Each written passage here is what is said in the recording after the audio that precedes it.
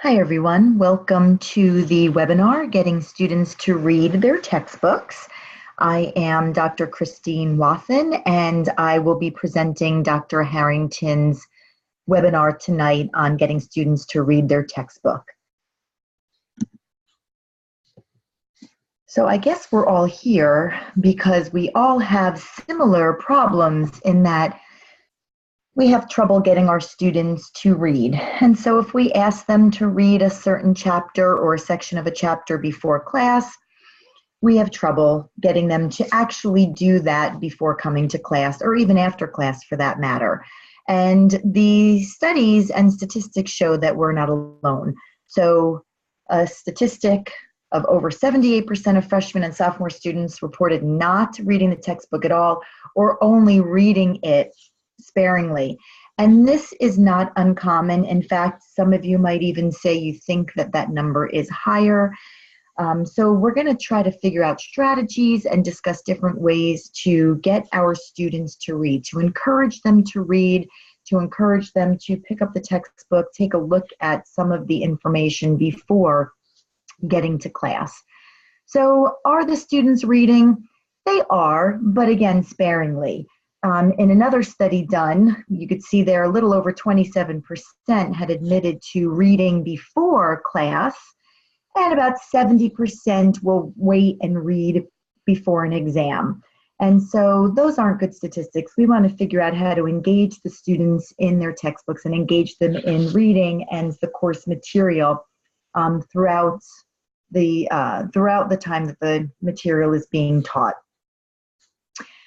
The other thing is actually students know that they should read. Okay? They know that that if without reading, they're probably not going to do well.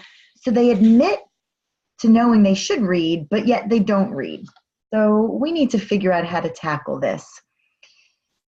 They realize that reading is actually linked to academic performance.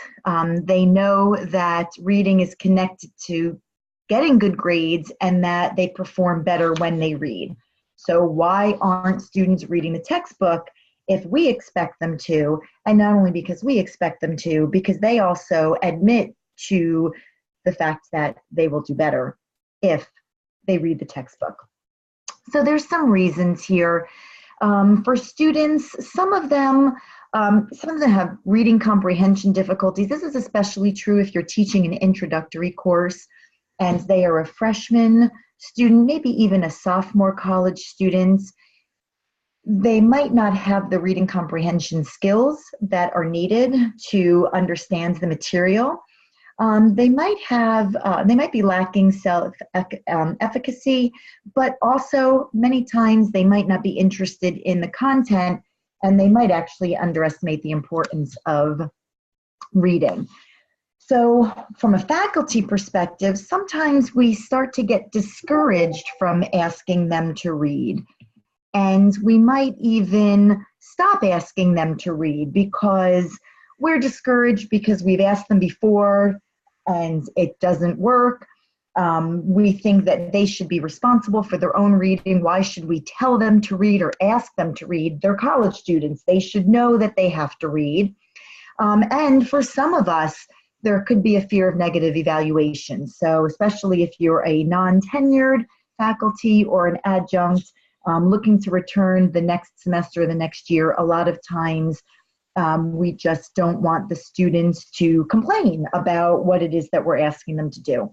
But that's, those are all valid reasons, but all reasons that we're going to work past because we want to figure out interventions or what can we do to get the students to read. So from the student perspective, what do students say will work? A lot of times students will say getting them more engaged in the material. A lot of them also say they just don't have the time. So if they have a list of assignments, they're going to prioritize by what they think is the greatest to least priority.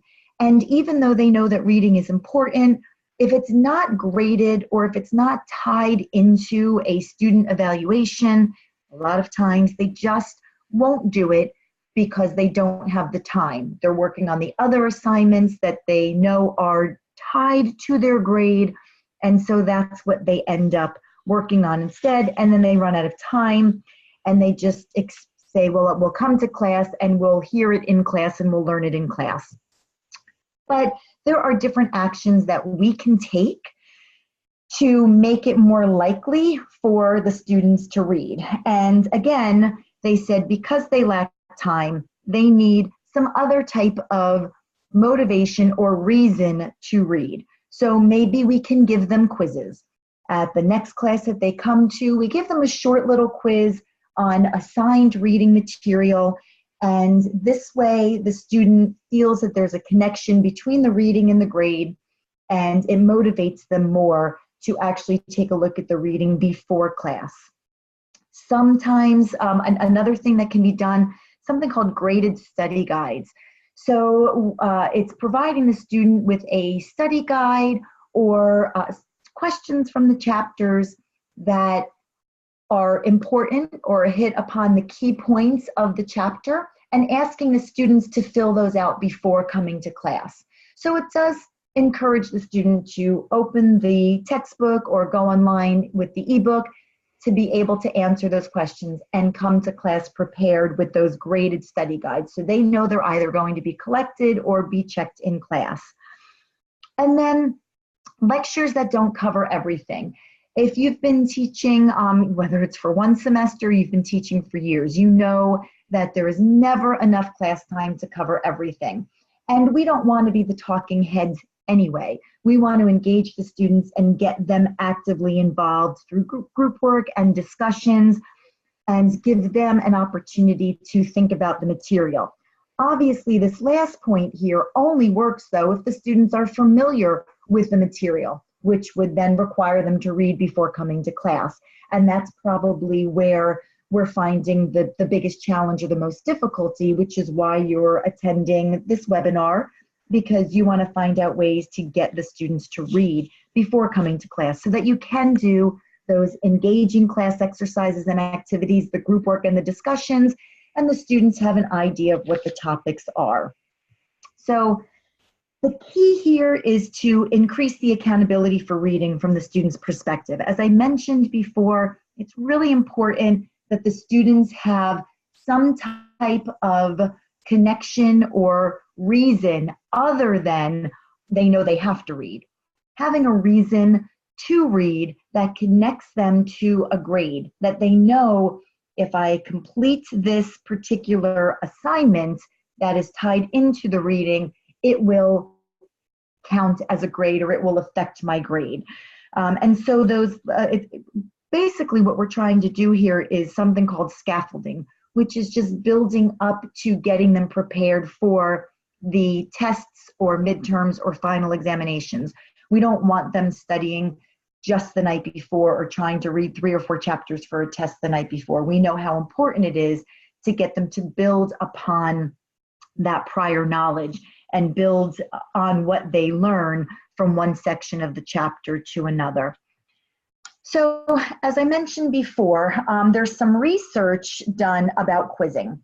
And what I try to tell my students is that reading and taking notes is okay, and I would never discourage my student from doing that, but it should be in addition to practice, building on other activities, assessments, quizzes, multiple quizzes. Pretty much it's practice, practice, practice. And so the more they practice, the more they'll learn the material.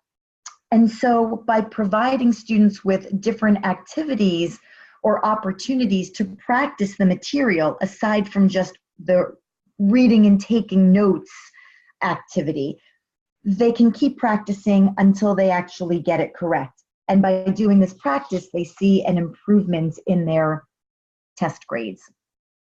So one of the research studies done was a psychology professor, Professor Ryan, took 124 of his psychology students. He actually had 3 sections of an intro to psychology class one semester. And he did a research study on his 3 sections, same sections, all taught by him. he was trying to encourage students to read. Because most of these students were freshmen, he also teaches at a community college, and so he had many students that had a diverse background, many of them first-generation college students, many of them that had some reading comprehension difficulties. He had a range of students, and he found that asking them to read and take notes in preparation for the next class wasn't working. The students either weren't doing it or they weren't really comprehending what they were reading, or they weren't able to pull out the most important points of the chapter. So he decided to try something new. And he assigned 25% of his final semester grade to a reading activity. And he did 3 different reading activities to see which one would work the best. In one class, he had planned quizzes. So he told the students that anytime there's a new chapter being covered, there would be a pre-quiz on that chapter that day at the beginning of class, 10 or 12 multiple choice or true-false questions, and it would be a quiz on the material that they needed to read prior to coming to class. So it encouraged students to read the material because they knew they were going to be quizzed on it, and they knew it was going to count for 25% of their grade. And then the other thing that he did was something called focus worksheets. Focus worksheets are just that. It's a worksheet handed out to students that encourages them to focus on certain aspects of the chapter. So it's guided reading. We're actually giving our students some of the key points of the chapter by asking them very specific questions.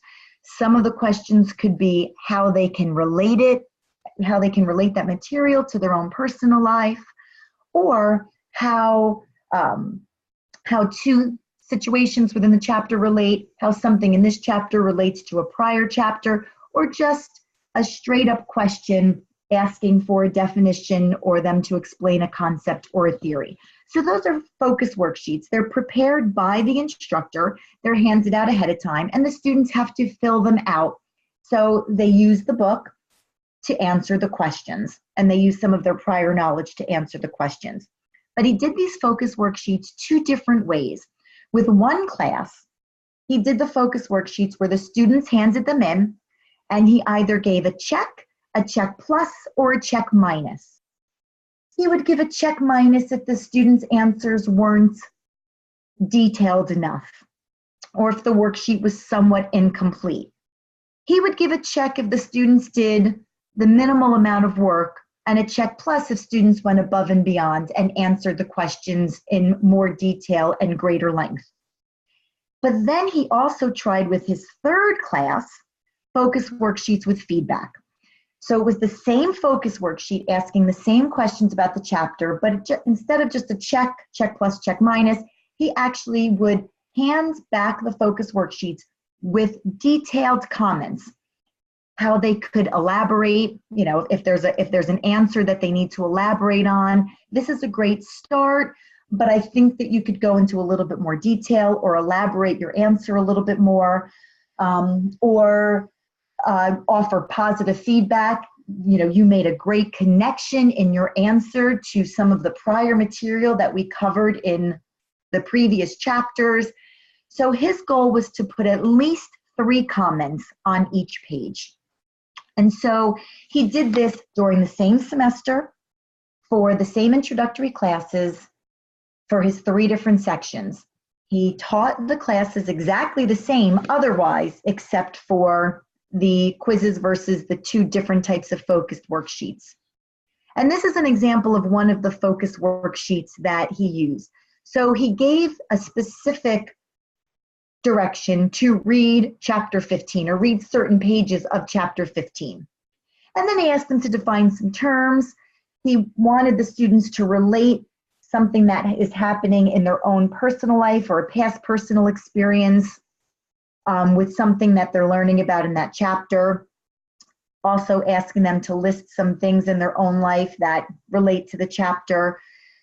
What do you think would have been done if you were the subject? So it's a way to get the students actively involved in the reading, where it's counting for 25% of their grade. And here's some of the results of that. So on the midterm and the final exam, right? For the worksheet with the feedback, so the focus worksheet with the feedback, the students did the best. The midterm average was an 80, and the final exam average was an 82, which is a very good class average for a midterm and final examination. The midterm and final between the quiz and the focus worksheet without feedback went back and forth, as you can see here. There wasn't a significant difference here. They were all around 70 to 72 for the midterm and 73 to 76 for the final exam. But there's clearly almost a 10-point difference, a whole letter grade difference between just asking the students to come in and take a quiz versus asking them to do a focused worksheet and then giving detailed feedback. The detailed feedback is great. Ryan had said in his study that the drop rate was 0 for the students given the focus worksheet, but the quiz rate in terms of tardiness was very, very low. So in other words, very few students were tardy for the quiz because they knew they had to take it at the beginning of class. So that's an encouragement to get students to be present in class and come to class on time. So there were positives and negatives to each. He wanted to do some more further research after this to find out if there were any other elements that could skew this data at all. But the numbers, at least for this semester, definitely speak for themselves here in terms of getting a focused worksheet with detailed feedback. If you've got smaller class sizes, that's an option. If anybody is listening to this webinar and you've got, a lecture of 100, 200, 300 students, obviously detailed feedback would then be, would be a difficult feat, and a quiz would probably work better in a larger class. But with smaller classes, the detailed feedback works the best. So again, guided questions. If you're giving your class a reading assignment, that's great. The students should be reading, but we need to give them some type of guided questions, a reading assignment. Possibly also encourage a partner review. Maybe when students come to class, they work with a partner and they review each other's answers to the guided questions or the focus worksheet, and they can give each other feedback on those answers and maybe even be able to not fix their answers, but elaborate on their answers a little bit more. And then the spot check and review. If you don't want to collect it for a graded assignment each time, but the students don't know when it's going to be checked, that's obviously an option as well. Another one is learning journals. So asking the students to actually keep a journal of their reading. Now, obviously, again, this would have to be tied to the grade or at the very least a spot check. If the students don't think that this is going to be tied to a grade, then it might not be any better than actually just giving them a reading assignment. But if they know that you're going to come around and check it, or ask them to hand in their journals periodically so you can check it, learning journals are a great way, and they could be similar questions for each chapter. What 2 things were the most interesting that you read in this chapter and why? Or how the chapter relates to them or their personal life, anything, that's important about the content of the chapter. Sometimes students read and they still don't understand what they've read, especially if it's a difficult concept or a difficult course or difficult chapter within a course. They could read it and they're like, great, I read it and I answered these questions, but I still don't really understand it.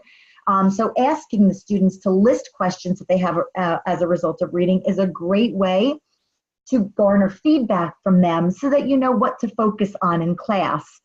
And then, if you were, to become a researcher in this field, that question may be useful in some disciplines and not others, but other things that you would like to investigate. Right? So here's some of the results of the learning journals. And so in the research, they found that with the learning journal, asked what percentage of students reported reading versus how much they've read in other courses. You could see right there that it's 87% versus 58.6%. So the reading journals definitely increased the reading for that course. The greatest number of hours spent per week reading was 1 to 5 hours, but again, it's better than 0. And that's probably, on target for most students for the number of hours to put in for reading for most courses. There could also be online discussions of the text. So you could have a discussion group in Canvas. There's a way to incorporate a discussion group. So you can actually ask students to answer questions like the learning journal or any other type of guided questions and ask them to post it online in the discussion forum, and then ask students to read and respond to 1, 2, or 3 other students in the class, and it gets an online discussion of the text. When students do this, they feel that they have a higher level of understanding. They get to read other students' perspectives on the text and the chapter. So that gives them a student's view of the information discussed in the chapter. Many of them said they felt better prepared or more prepared for the exam. But ironically, in this study, there was not a significant difference in the results of exam scores in this study. But it did encourage at least a discussion of the text. So this would probably be a good, in addition to maybe focus worksheets or quizzes or something like that. So here's what you want to do going forward. We're very used to saying, okay, read chapter 1 before the next class, and we'll do some activities and discuss chapter 1 then. But instead of being general, being more specific. When you read chapter 1, maybe focus and identify some major psychological theories if you're teaching an introductory psychology course. Ask them to answer specific questions. Maybe use PowerPoint to take notes or some other note-taking format. In other words, getting them actively engaged in the reading is one of the best ways to encourage students to read and to actually get them to take a look at the material before class. For those that are participating at this time online, does anybody have any questions or comments or feedback? Okay. All right. So in terms of reading comprehension, I mentioned this earlier. So in terms of the reading comprehension, again, especially for freshmen and even sophomore students, many of them begin college with some reading comprehension difficulties. And so when this happens, scaffolding the knowledge and building upon prior knowledge is really important. And so there was an activity that was done in research on baseball knowledge. And so they actually did this research with junior high students, assuming that many junior high students would have some knowledge on baseball. And it was a specific question about how many hits a particular batter had. And in the situation, the batter hit the ball and he got to first base. If you know anything about baseball, though, you know that that might not have actually been scored as a hit. Because if there was a runner going to second base and they threw the base runner out at second base, it's called a fielder's choice. So the batter got to first base, but he actually didn't get a hit. And so you'd have to have some prior knowledge on baseball for that.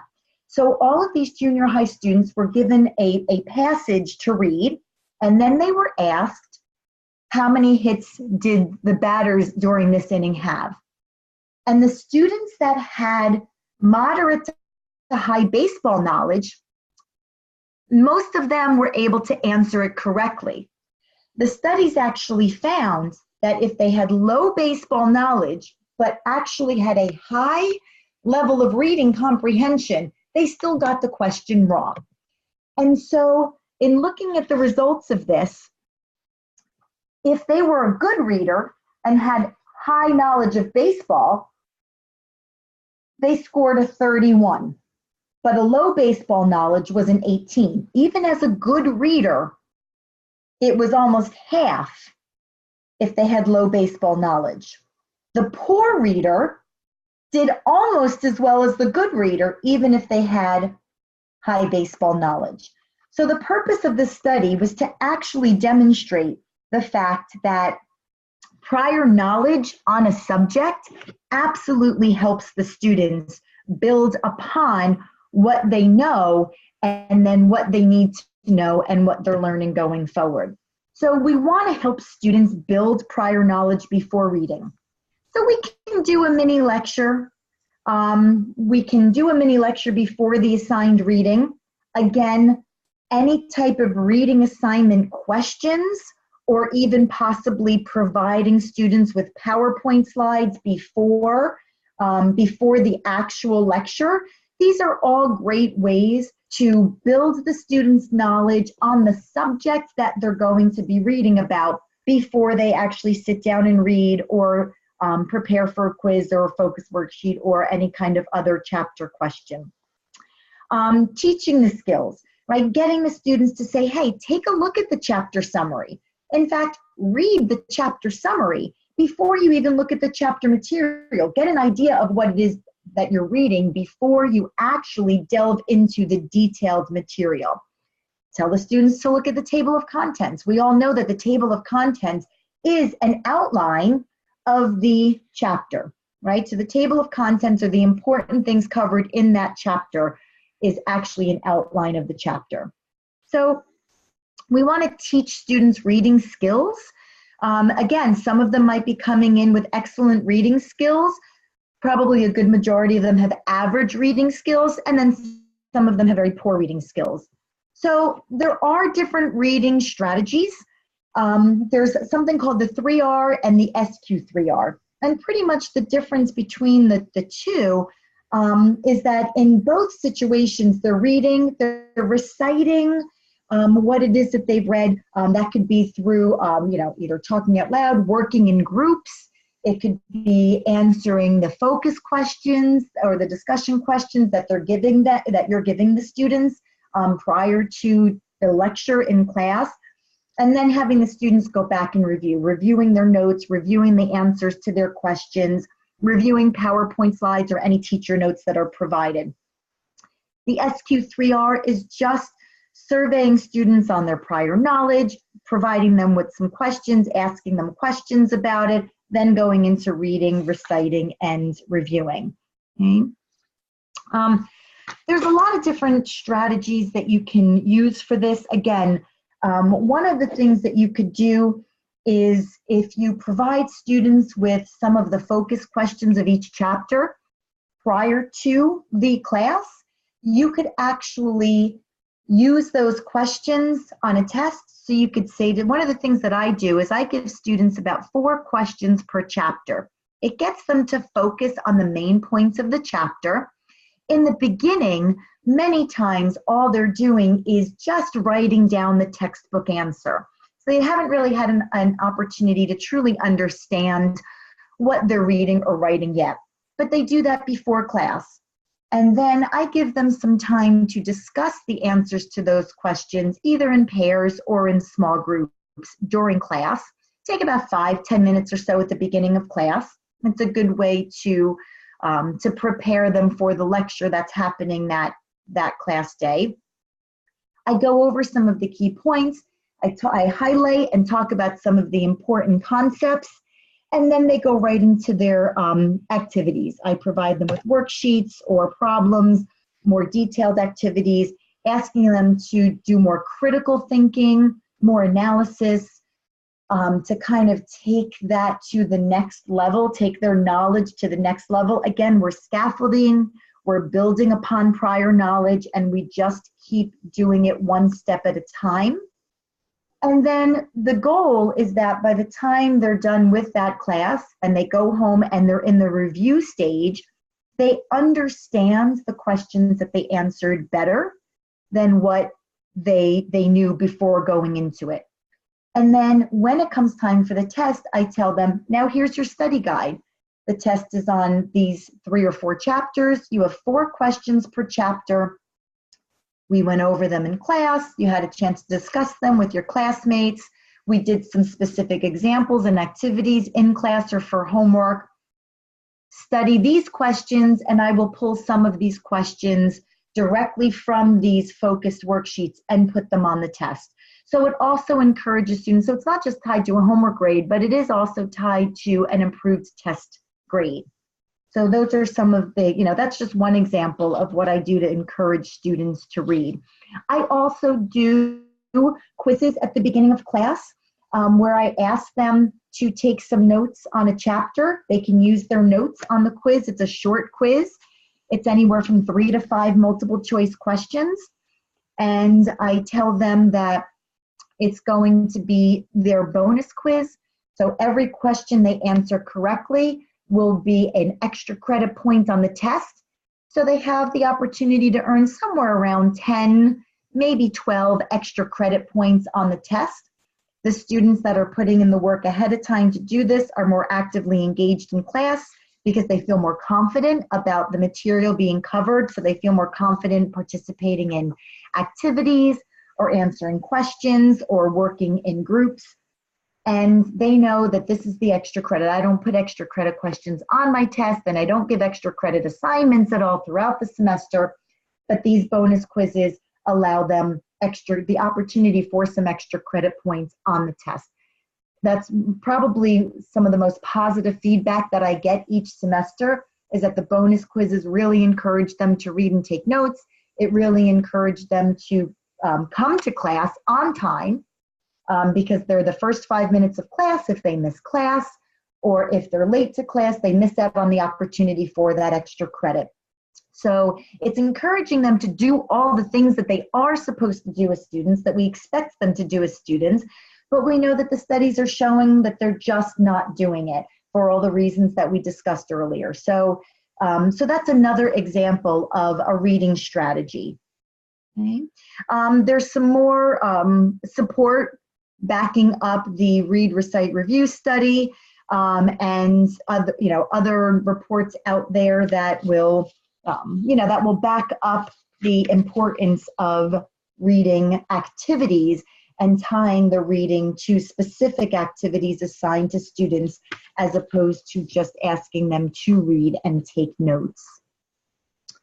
So that does conclude this portion of the webinar. We appreciate you listening and attending the webinar, and I'd like to open it up to any comments or questions that anybody attending this webinar live has, and I'd be happy to answer them for you.